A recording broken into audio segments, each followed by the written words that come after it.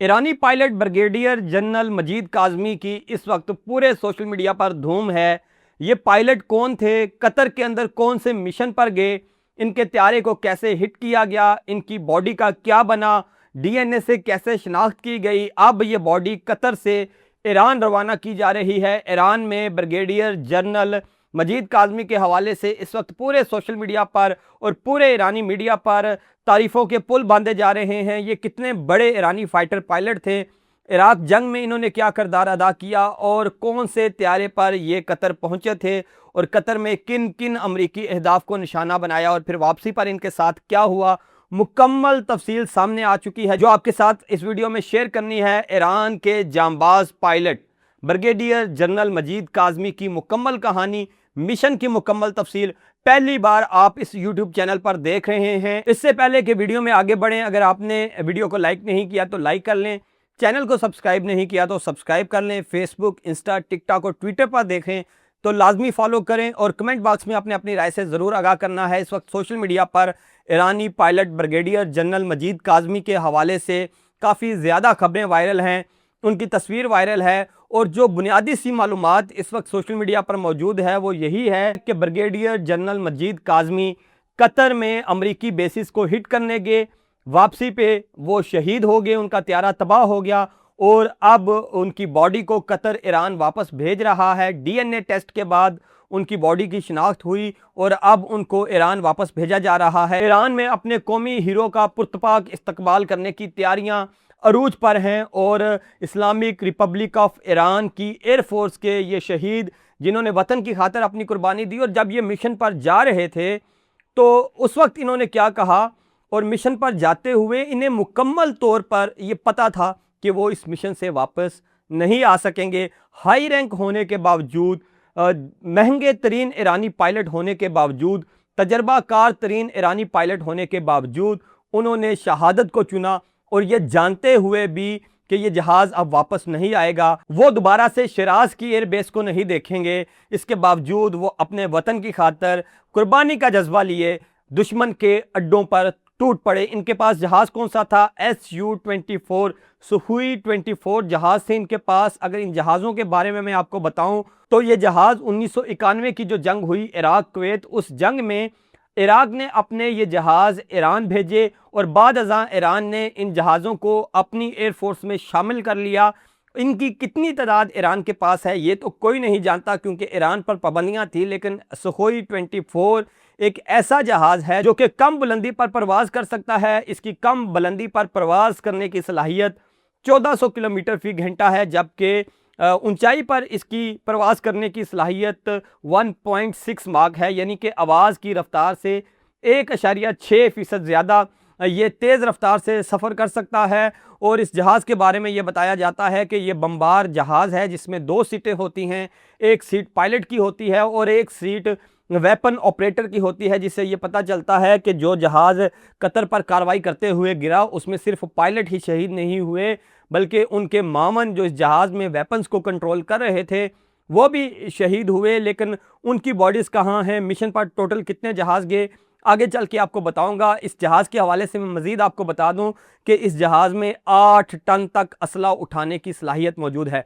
जैसा कि मैंने ये बताया कि ये बमबार त्यारा है और ये एक तवील फासले तक दुश्मन के घर के अंदर घुसकर वार करने की सलाहियत रखता है। 1971 में ये त्यारा पहली बार बनाया गया और 1974 में रशिया ने इसको अपनी सर्विसेज में शामिल किया और फिर ये त्यारे इराक ने ख़रीदे और इराक से ये ईरान पहुँचे और इनको ईरान ने अपग्रेड भी कर रखा था। और इस त्यारे की ख़ास बात यह है कि ऑल वेदर कंडीशन, मौसम किसी भी तरह का हो और रात के अंधेरे में कार्रवाई करने की सलाहियत है और रडार से बचने की सलाहियत है, क्योंकि ये इंतहाई कम बुलंदी पर परवाज़ करता है और समंदर की सतह के बिल्कुल साथ लगकर इसमें परवाज़ करने की सलाहियत है। यही वजह है कि ईरान ने इन त्यारों को कतर में बेसिस को हिट करने के लिए इस्तेमाल किया और ये त्यारों ने उस वक्त कतर में अहम तरीन अमरीकी अहदाफ को निशाना बनाया जब वो अहदाफ मुकम्मल तौर पर एक्टिव थे, किसी भी जहाज़ को, किसी भी ड्रोन को और किसी भी मिसाइल को रोकने में कामयाब हो रहे थे। तो उस वक्त इन त्यारों ने कमाल दिखाया और ये जो त्यारा था ब्रिगेडियर जनरल मजीद काज़मी का, इसने उन वेपन्स को डिस्ट्रॉय किया जिसके बाद से ईरानी मिसाइल और ड्रोन्स फिर कतर के अंदर, कुवैत के अंदर, बहरीन के अंदर, मुत्तहिदा अरब अमारात के अंदर, जॉर्डन के अंदर और इसराइल के अंदर तक जाते रहे और फिर कोई भी उन मिसाइलों और उन ड्रोन्स को नहीं रोक सका। मिशन की तफसीलात ये हैं कि सुखोई 24 तैयारों को मिसाइलों से लोड किया गया, बमों से लोड किया गया और 2 ये तैयारे थे जो शिराज की एयरबेस से उड़े और इनको टास्क ये दिया गया कि अल उदैद एयरबेस पर, जो कि कतर में है, वहाँ मौजूद अमरीकी रडार्स को, वहाँ मौजूद अमरीकी कमांड सेंटर को, वहाँ मौजूद अमरीकी जो जहाज़ खड़े हैं, फाइटर पायलट्स खड़े हैं उनको, और वहाँ मौजूद अमरीकी जो बेसिस, एयर बेसिस के मुकम्मल कंट्रोल टावर्स हैं उनको उड़ाना है। और ये टास्क लेकर 2 Su-24 तैयारे, जिसमें टोटल 4 लोग सवार थे, 2 पायलट और 2 वेपन को कंट्रोल करने वाले असिस्टेंट, और ये जहाज़ उड़ते हैं। शिराज से कतर का अल उदैद एयरबेस का जो फासला है वो 550 किलोमीटर तकरीबन बनता है। और क्योंकि इन जहाज़ों ने इंतहाई कम सतह पर परवाज़ करते हुए कतर की जानब जाना था, तो इस फासले को देख के अगर शिराज से कतर तक इन जहाज़ों के पहुंचने का वक्त देखा जाए तो वो तकरीबन 40 मिनट बनता है। 35 से 40 मिनट के अंदर ये जहाज़ शिराज से कतर पहुंच सकते थे और कतर से इन जहाज़ों ने बमबारी करके वापस शिराज में पहुंचना था। और इस पूरे दुरानियों को तकरीबन आप 1.5 घंटे से 2 घंटे की परवाज़ कह सकते हैं। और Su-24 की अगर मैं बात करूं तो इन तैयारों में तकरीबन 1600 किलोमीटर तक परवाज़ करने की सलाहियत होती है। ये एक तवील परवाज़ के लिए होते हैं। 550 तकरीबन 1100 किलोमीटर का ये इनका आने जाने का सफ़र था। और इस सफ़र में इन तैयारों के पास मुकम्मल फ्यूल मौजूद था। दोनों तैयारों के पास कुल मिला के 16 टन बारूद, गोला, मिसाइल मौजूद थे। और ये दोनों तैयारे इंतहाई कम सतह पर परवाज़ करते हुए कतर की जानब बढ़े। कतर पहुंचकर इन तैयारों ने कतर की एयरबेस पर तबाही मचा दी। अल उदैद एयरबेस को तहस नहस कर दिया। अमरीकी रडार्स उड़ा दिए, अमरीकी जो जहाज़ थे उनको उड़ा दिया, कमांड सेंटर को उड़ा दिया और जो वाच टावर थे उनको उड़ा दिया। और ये जहाज़ दुरुस्तगी से अपने तमाम अहदाफ को हिट करके कतर की अल उदैद एयरबेस से वापस ईरान की तरफ पलटे।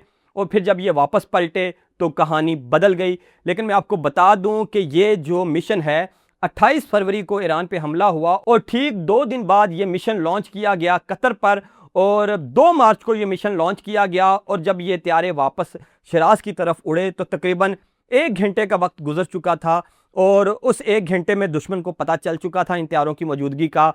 फिर दुश्मन का एयर डिफेंस एक्टिव होता है और ये तैयारे जब वापसी के सफ़र पे होते हैं, मिशन पूरा कर चुके होते हैं, तो इनको खलीज फारस पे दुश्मन के मिसाइल तबाह कर देते हैं, एयर डिफेंस तबाह कर देता है और ये दोनों तैयारे और इनमें मौजूद पायलट हैं वो शहीद हो जाते हैं। और कतर ये दावा करता है कि इन तैयारों को कतर के जो F-15 तैयारे हैं उन्होंने गिराया। लेकिन ये खबरें आ रही हैं कि ईरान की जानब से कि इन तैयारों को एयर डिफेंस सिस्टम ने गिराया और उसके बाद से लेकर अब तक ये चारों जो लोग थे इन तैयारों में सवार थे, इनके हवाले से कोई मालूमात नहीं थी।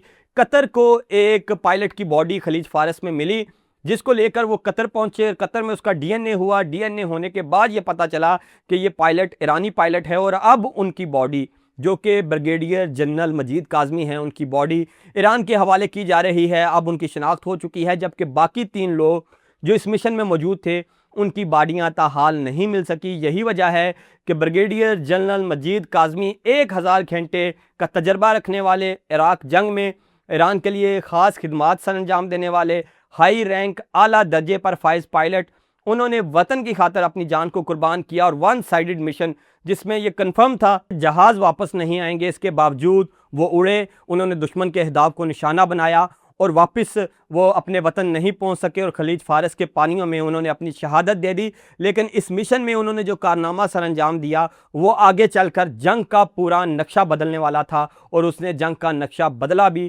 क्योंकि वो रडार सिस्टम जो सैटेलाइट से लिंक था और जिससे पूरा एयर डिफेंस जुड़ा था अमेरिका का, इसराइल का, उस सिस्टम को ये तैयारे तबाह कर चुके थे। जिसके बाद से ईरानी मिसाइलों ने, जिसके बाद से ईरानी ड्रोन्स ने दुश्मन की सफ़ों में पेनिट्रेट करना शुरू कर दिया और फिर दुश्मन आज तक जूझ रहा है कि कैसे वो ईरान को शिकस्त दे। 5 माह से ज़ायद का वक्त गुजर चुका है इस जंग को और दुश्मन आज तक ईरान को हराने में नाकाम नज़र आ रहा है। ये थी अब तक की तफसीलात ब्रिगेडियर जनरल मजीद काज़मी की शुजाअत और बहादुरी के हवाले से। आप क्या कहते हैं कमेंट बॉक्स में लाजमी बताएं। वीडियो को लाइक करें, चैनल को सब्सक्राइब करें। फेसबुक, इंस्टा, टिकटॉक और ट्विटर पर देख रहे हैं तो फॉलो कीजिए। मुझे इजाज़त दीजिए। अल्लाह हाफिज़।